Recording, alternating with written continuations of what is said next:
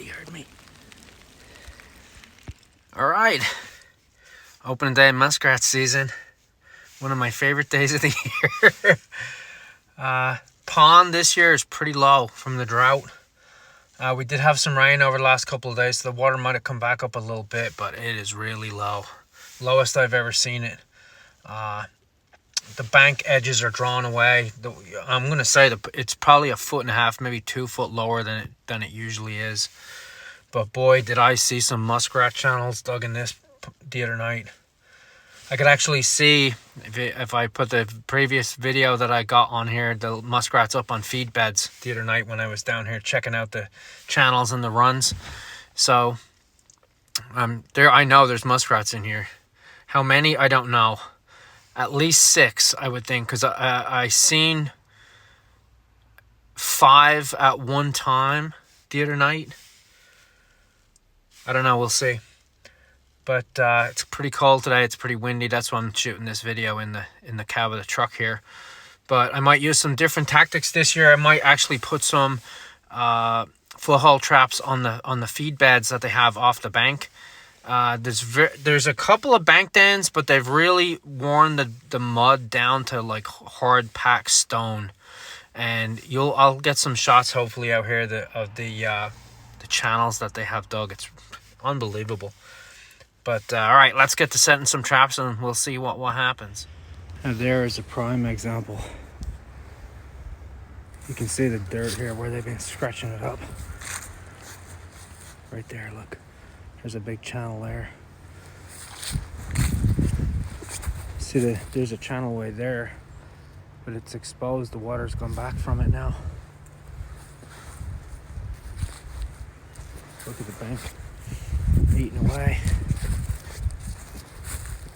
So I know they're for sure using that. There's another one further up here.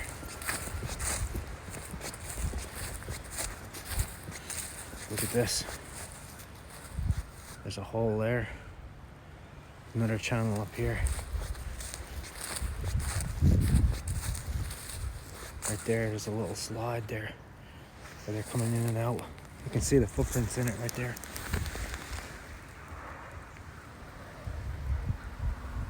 So the den is probably right below here. This is crazy here. There's a channel here. Look at muskrat claws. So they've been up on this. There's all little muskrat tracks. Look at.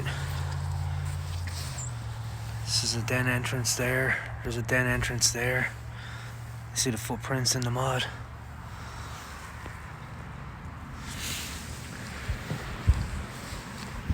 Look at under the boat dock here. Oh, I'm sinking. Look at this. Look at that. There's a channel goes in that way, and the channel comes out this way. And it's the deepest spot. There's a big hole there. Look at it. I'd have never been able to get at that hole if there was water here, because it's right underneath the dock. I'd have needed scuba gear. Alright. Well, we're going to set some of these up and see what we find. So here's a perfect example. I do see a couple of tracks in there, but not much. There's some tracks there. I don't think they're using this trail too much, but there's a den entrance there. But of course the water should be up to here. Oh, look at beer bottle. Must have been having a party.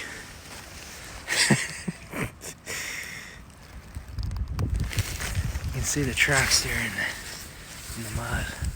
Right there.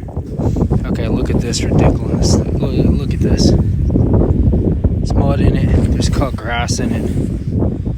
Yeah, we're gonna put a big 155 right in there. That's probably being used still. I see deer tracks here, but that's pretty crazy, isn't it? Look at that. Oh, that looks like a coon track there. That's not a muskrat. If it is, it's a giant muskrat. That's a big coon track. Right there. I might be able to I'll fit 2 traps in that channel if I don't sink up to my knees out there. Yeah, that's a perfect coon track right there. Gee, how did that get there? It looks awfully like the mark of a 155 conibear trap.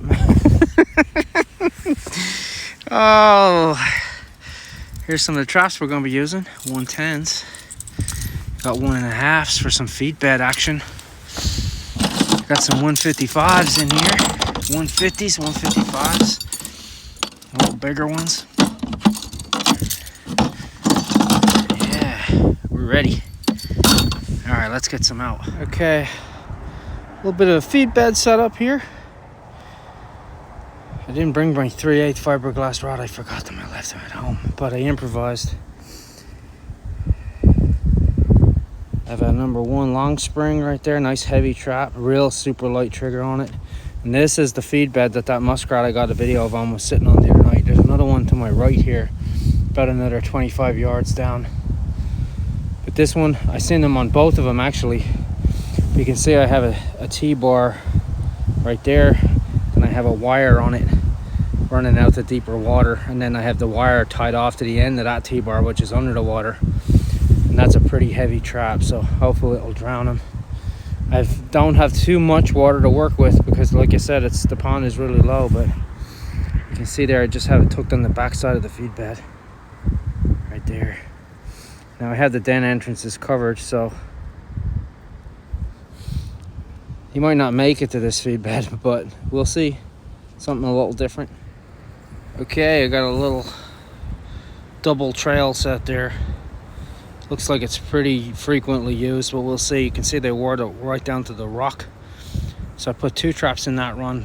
This is one of the few runs that runs to the bank that's still got water in it, so I think they're going to use it. A lot of the runs that don't have water, they don't seem to be using. But we're going to find out, see what happens. All right, we're back in the truck again. Pretty windy out there, brutal wind. I don't know how my audio is going to be.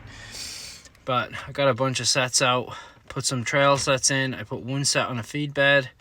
I left the other feed bed alone. I'm going to bring my hag's poles tomorrow. I didn't bring my hag's poles with me, but I wanted to have a look around. I've been here during the week already at night, and I did see a lot of rats. So I got to figure out where they're going in, where they're going out. I did set some really heavy channels, as you can see from the video. They're pretty unbelievable, actually. But with the low water, it's going to be tough. It was a mud fest. I mean, I set a trap underneath the dock too, and I almost had to lay down in the mud to get it in under there. But we're going to see if anything's using that hole. I did see a muskrat under the dock the other night, so there's definitely potential there. There's lots of tracks on the ground. I'm not sure. Could I put footholds? I did put the one foothold on the feed bed, but muskrats and footholds don't go together unless you're drowning them. So I'd have to get them to go to the water once they were caught.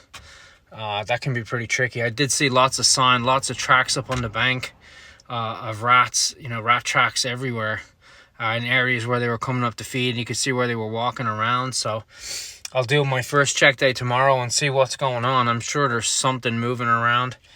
But I took a look at the creek. Creek was pretty low. I preset some pockets down there. So I'm going to trap that later, a little bit later. I'm going to give the muskrats a whack here first.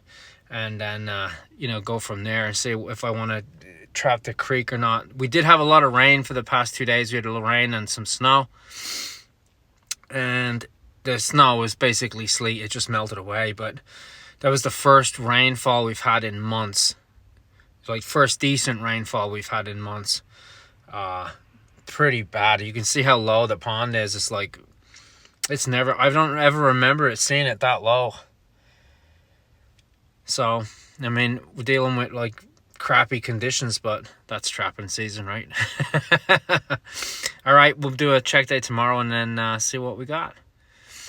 Okay, I'm going to do a shout out here for a couple of guys that have really good trapping channels that I watch pretty frequently. I always do shout outs for guys that I watch all the time. Muskrat 411. Ian up way up north. He does a lot of posts, and he's going to start coming into his trapping season now. He lives up in the Yukon there.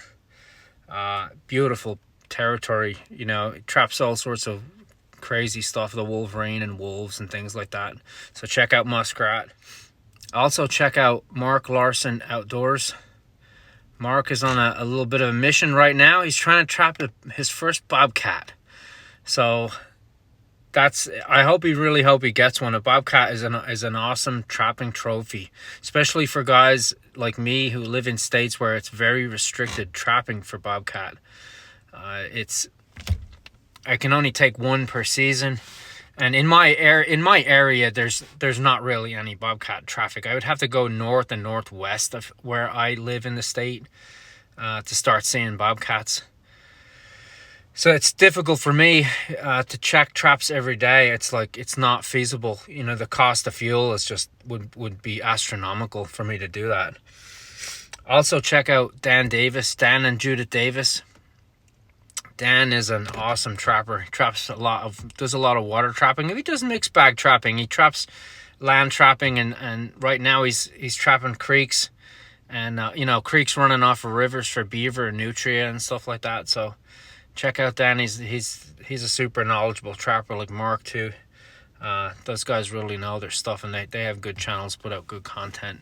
Dan pretty much posts every day. He posts every day. He does a check. He'll do a line set, and then he'll do a check. And he also has videos too from the fur auction. So go check out their channels. Pretty good.